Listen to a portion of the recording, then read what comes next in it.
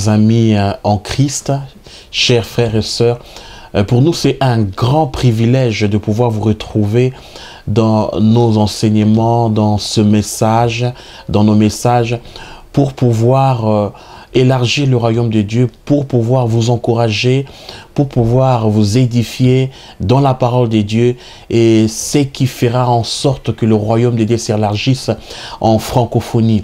Donc c'est pour nous un grand privilège et une grande joie. Aujourd'hui, j'aimerais partager avec vous une parole qui est très importante, c'est les relations dans le corps de Christ. Le corps de Christ, comme nous savons, c'est l'Église.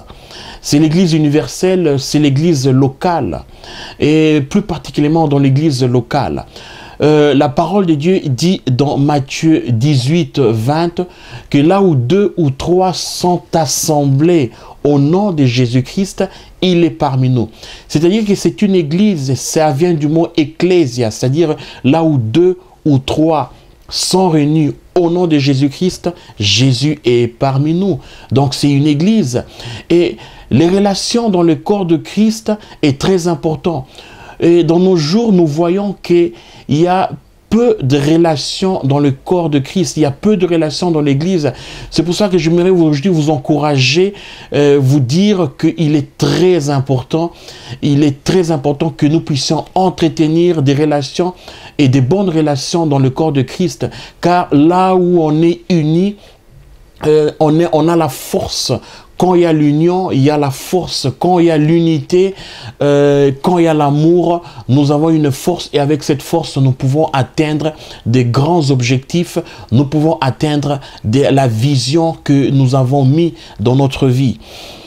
Les relations dans le corps de Christ. Dans le premier temps, nous voyons que Dieu a créé Adam.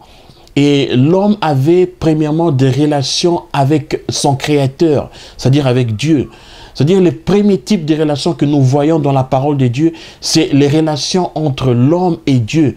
On peut dire entre Dieu et l'homme. Donc, Dieu entretenait des bonnes relations avec l'homme. Et nous savons que dans Adam, dans l'homme, il y avait Adam et Ève. Donc, les relations que l'homme doit entretenir avec Dieu, ce sont des relations primordiales. C'est-à-dire, c'est pour ça que la parole de Dieu nous dit « Cherchez premièrement le royaume des dieux et sa justice ». Donc, les relations que nous avons avec Dieu, c'est les premières relations que l'homme doit entretenir. Et deuxièmement, le deuxième type de relations que nous avons, c'est les relations entre homme et homme, c'est-à-dire de l'homme avec son prochain. Et le troisième type de relations, c'est les relations que l'homme a avec soi-même. C'est pour cela que Dieu nous dit dans sa parole et nous donne le premier commandement qui est d'aimer Dieu de tout son cœur, de toute son âme, de toute sa force. C'est qui est le premier type de relation. Pourquoi? Parce qu'il n'y a pas de relation sans l'amour. Quand on aime Dieu, nous entretenons des relations avec lui. Et le deuxième type de relation, c'est des relations avec son prochain, c'est-à-dire avec l'homme. Et Dieu dit dans son commandement d'aimer son prochain comme soi-même.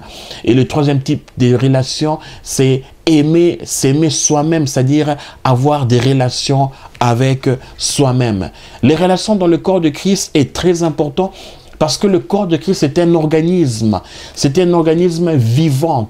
Et quand l'organisme est vivant, il y a le sang qui circule dans le corps, dans l'organisme. Et cet organisme a besoin d'avoir des relations entre elles.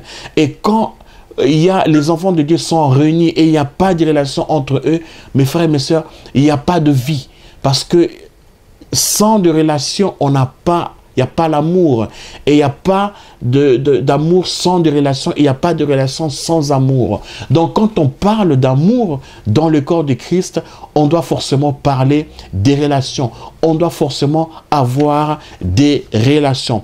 Quels sont les types de relations que nous avons? Premièrement, nous avons parlé de relations avec son Créateur, c'est-à-dire avec Dieu. Et qu'est-ce que l'homme devrait faire? Quel est le devoir de Dieu envers son Créateur? Premièrement, l'homme doit avoir une communion constante avec son Créateur. L'homme doit prier son Créateur. L'homme doit avoir une conversation constante avec son Créateur. Deuxièmement, l'homme doit continuellement, constamment lire la parole de Dieu, c'est-à-dire connaître la pensée de son Créateur, connaître le cœur de son Créateur, connaître ce que Dieu a pour l'homme, pour son avenir et pour son bien-être.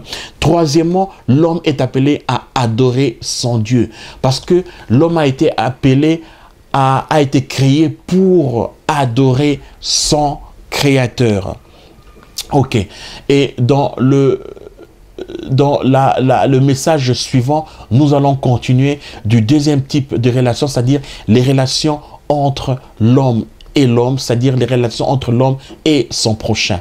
Merci. Que Dieu vous bénisse.